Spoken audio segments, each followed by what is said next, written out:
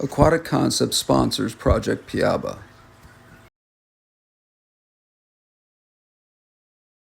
Hey everyone, George here, and welcome back to the channel. First of all, I want to take a second to thank all of you who responded to my last video about the leak that I had over Memorial Day weekend. That I unfortunately lost 9 discus fish and a bunch of tetras. I was able to save a lot of the quarries that were in that tank, so I feel good about that at least. The loss of the discus was really hard because they were discus that I've had for quite some time now. It was one of my oldest, most beautiful tanks, and unfortunately it was a tank that was part of my family, so it makes it even more personal when something like that happens. Now I want to say all of you have been so kind to me on YouTube here or on my Facebook page, sending me personal messages and stuff like that, telling me of your experiences with this kind of thing happening to you, or just showing your emotional response to what happened to me. And I want you to know that that is very meaningful to me. I appreciate it. I take it very seriously, and it tells me again that even though my channel is a small channel, it's not huge, I do have some of the best people out there following me, and I want to again thank you guys for that. The second thing I want to do is ask you to like, subscribe, comment, and share this video and any other videos that you may watch of mine. This is what grows our channel, and I really do appreciate it. As far as comments go, leave them down below, and as I said, I always get back to people within 24 to 48 hours if I can. If I can't get back to you in that amount of time, it's a rare occasion. And I also want you to know that if I can't answer your question personally, that I will find somebody to get that information from and get that to you, so that you can act quickly, and you can also know that you're getting really good sound advice from people that have been doing this for a very long time. So let's dispense with all of the thank yous and the emotional side of the problem that I had over this last weekend, and get right to the subject that we're talking about here, and that is the kinds of substrate that I prefer, or I think are best for discus tanks. Now, I want to tell you straight out that I have done a lot of videos with different kinds of substrate for discus fish. I have done bare bottom tanks, I have done sandy tanks, I have done light gravel type tanks. I've even gone as far as to do planted tanks where the substrate is you know, very much kind of like a dirt product, and that is a wide range of different kinds of substrates that I use. Now, before we talk about my favorite kind of substrate, or what I recommend most to you, you need to talk a little bit about, we need to talk a little bit about what kind of tank you are looking to have. If you are looking for a planted tank, there are many plants that don't do well in just sand or gravel, and obviously bare bottom.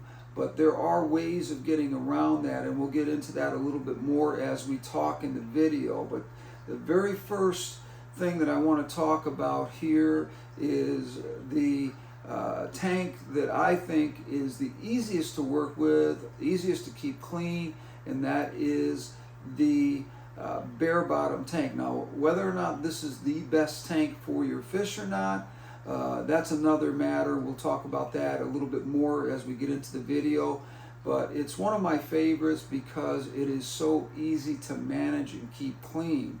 And I say that because my experience is that a lot of times with discus fish or any tank, there's a lot of spots in your tank where waste and extra food and things like that sort of gather, and it has a lot to do with the flow of the tank and where things end up. If you've ever noticed in your tank, there are certain places, whether you have substrate in there or you have a bare bottom tank or whatever, there are certain places in your tank where waste and extra food tend to gather, and that has a lot to do with the way your flow is in your tank, or how forceful the flow is in the tank. There's a lot of things to consider before you try to figure out why waste and food ends up in a certain area. Now, with a bare bottom tank, obviously this is easy to tackle because you can see it. You can get in there with your Python or your Hagar water changing system, and you can suck that stuff out of the tank and get to it and do a really thorough cleaning of it, even around the plants in your tank, which are going to be typically, with a bare bottom tank, they're going to be Anubias and Java fern and those kinds of things that are heavy duty plants that do well with heat, or they're actually perfect for discus fish, just simply because they're hardy, they're low light. Discus, people don't even know this sometimes, but discus do not like really bright tanks. They like a lower kind of light in the tank, not dim or really really low. But we don't need all the wide spectrum stuff and stuff like that unless you're actually doing it because you have plants. But we'll talk about that again, as I said, a little bit more in the video. But the bare bottom tank is my favorite for that reason. Now, is it the most ideal? No, it's not the most ideal, because I think it lacks a little bit of character, obviously, because there is no there's nothing really to look at in a bare bottom tank unless you have really done a good job of decorating it.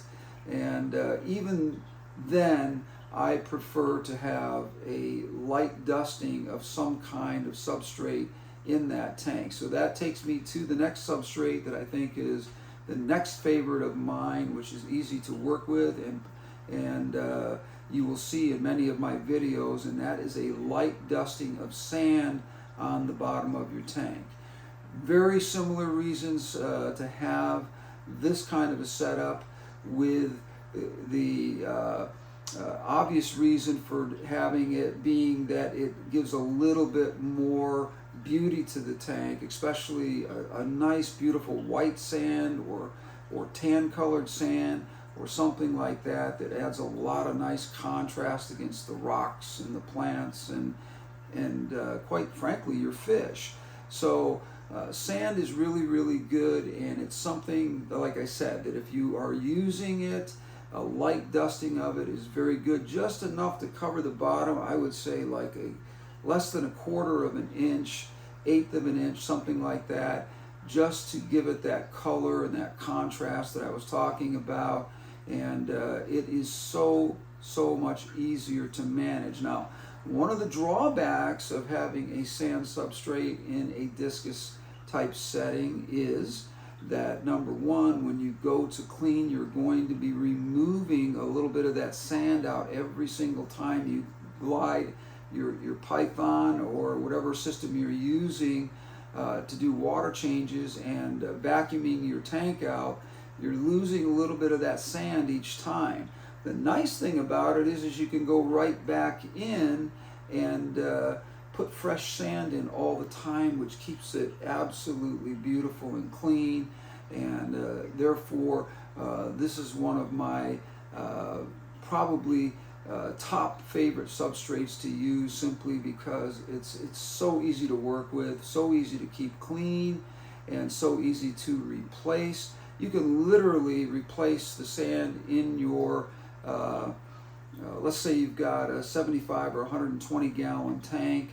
You can easily replace that sand in that tank every 4 or 5 months and keep it absolutely beautiful, as long as you are not having algae issues with diatom algae or other types of algae that are going to be very obvious with these kinds of sands and so forth. So sand would be my second favorite. The third favorite that I have is the small gravel type situation like you see in this tank here. And the reason I do that is because I like to have an area where when I have plecos or cories or those kinds of things. Some of the food gets trapped in these little areas down there, and your discus doesn't get them, but your cories get fed.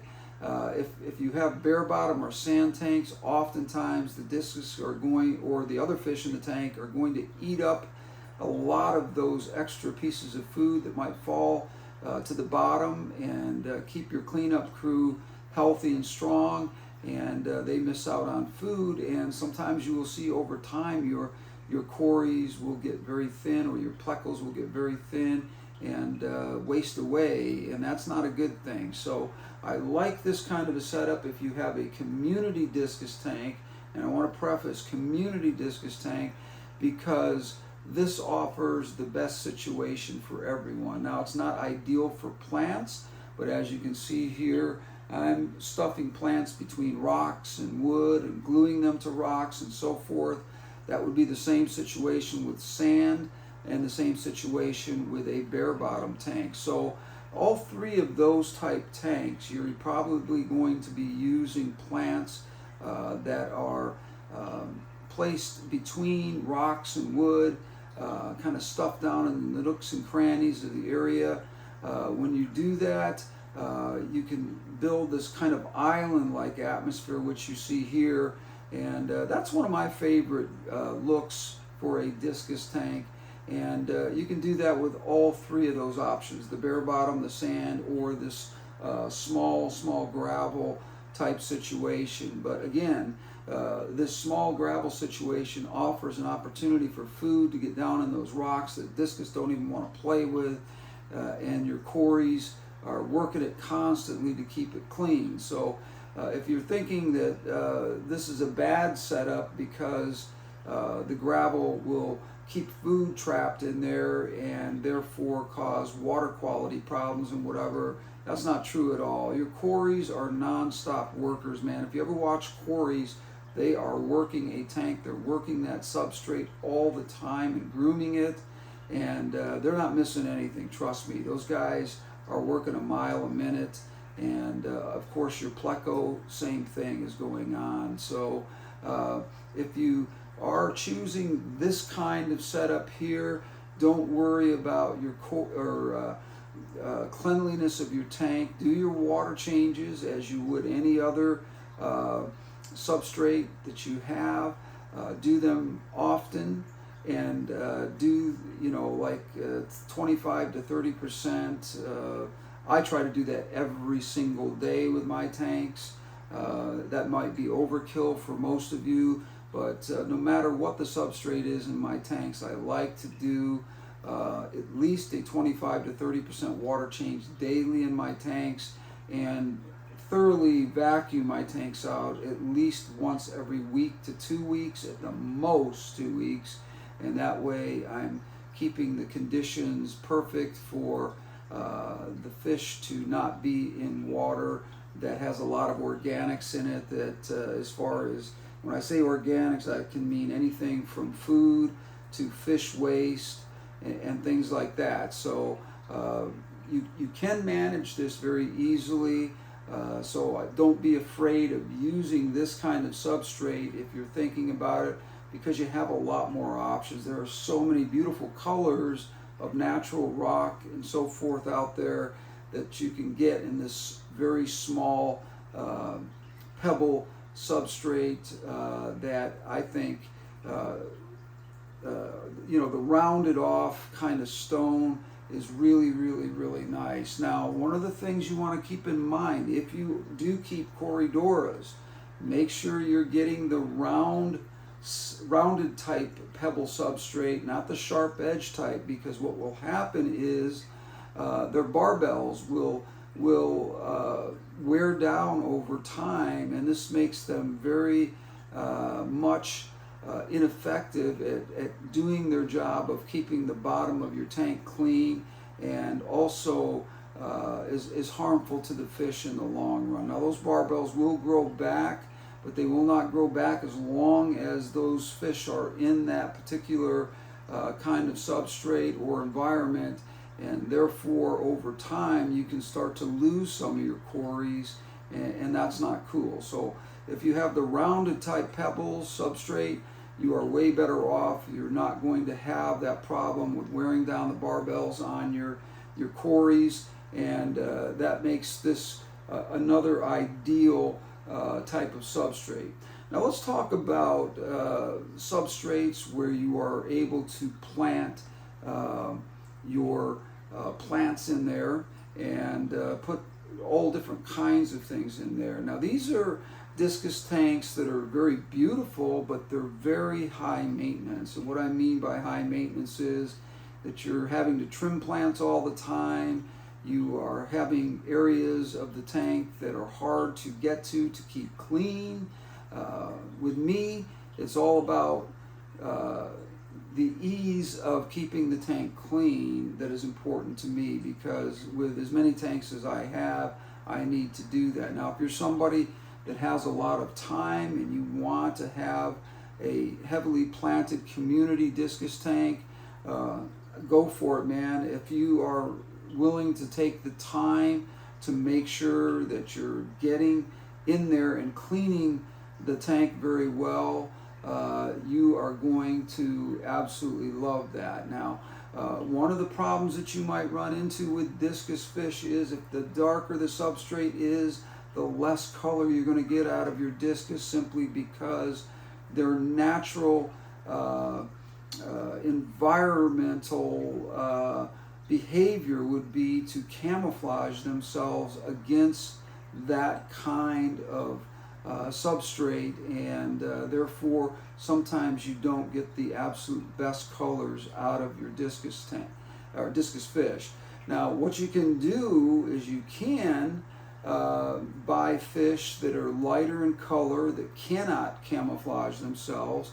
A lot of your yellows, a lot of your white discus, yellow discus, your orange or red discus are not able to darken themselves up to the point where they can't be seen in the tank, and therefore that substrate works really well with that color of discus. If you have discus that are dark by nature, and you know, their colors pop a little bit more in a lighter substrate and so forth, those are not going to be your best choice of discus for that kind of substrate. So if you're using a soil that is one for planting, and I'm not going to name names because I don't want to throw people off into telling you what kinds of substrate to buy, because there are a lot of them out there and they're all very good. I've used fluval stratum, for example, many times over the years. I don't get anything from them for mentioning their name, and they've never given me anything free or asked me to advertise for them, so I don't mind throwing that out there as one example of substrate that I consider a very good quality substrate, and that's fluval stratum. And that's pretty easy to find. Almost all your pet stores are going to have that on their shelves, and you'll be able to get it.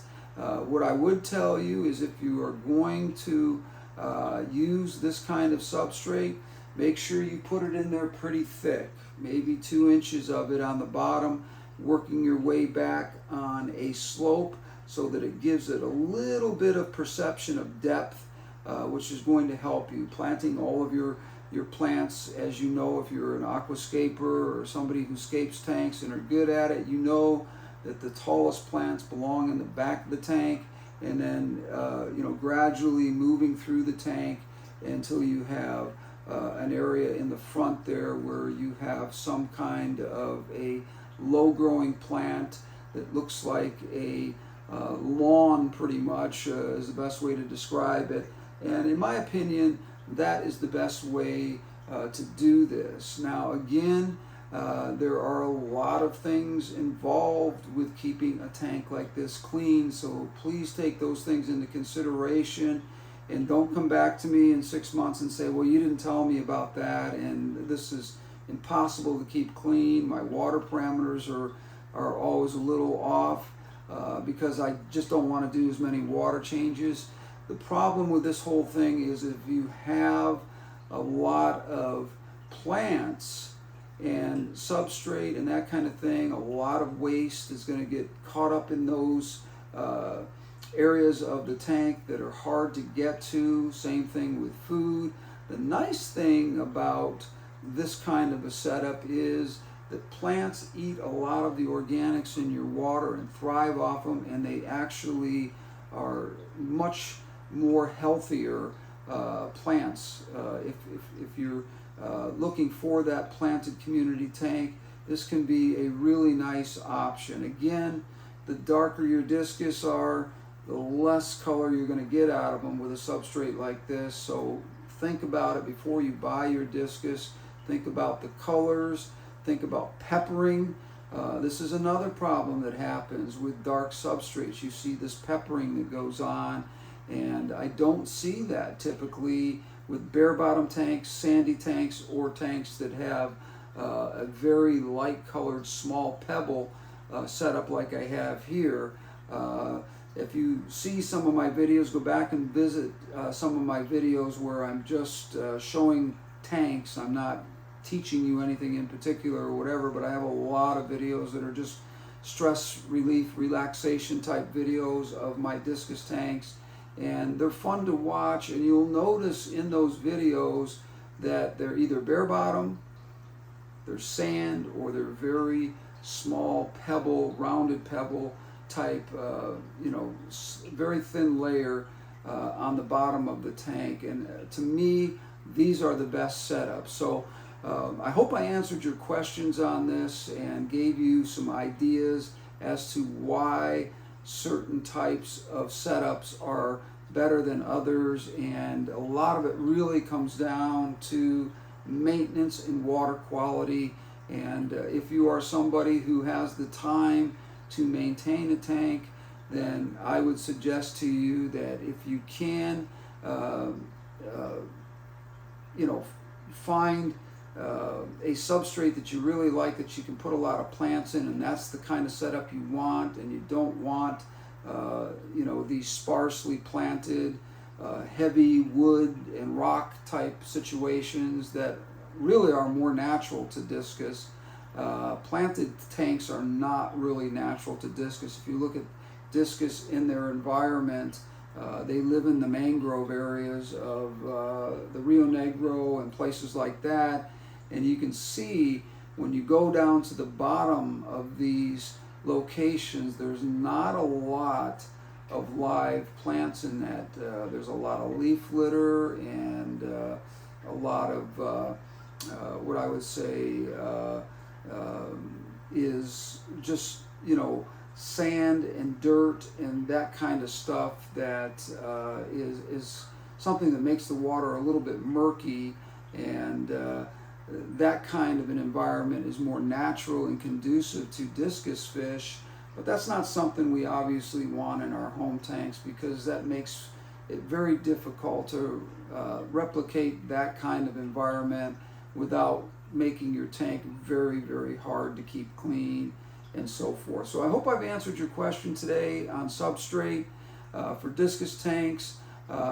If you have any other questions on this subject, leave them in the comments down below here. As I said earlier in the video, I'll get back to you within 24 to 48 hours and hopefully answer your question. But I think I covered it pretty thoroughly here.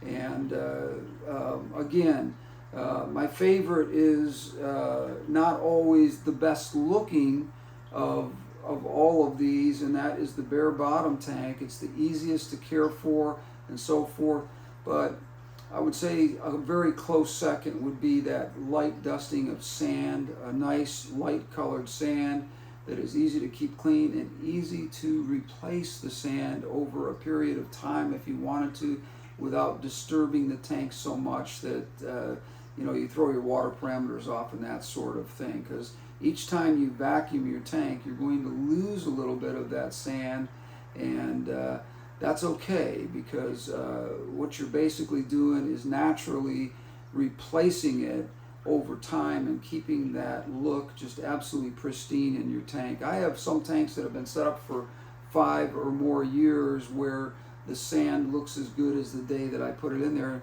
not because it stays that way, but because the quarries and the cleanup crew tend to work that sand very quickly in the evening when your lights are off.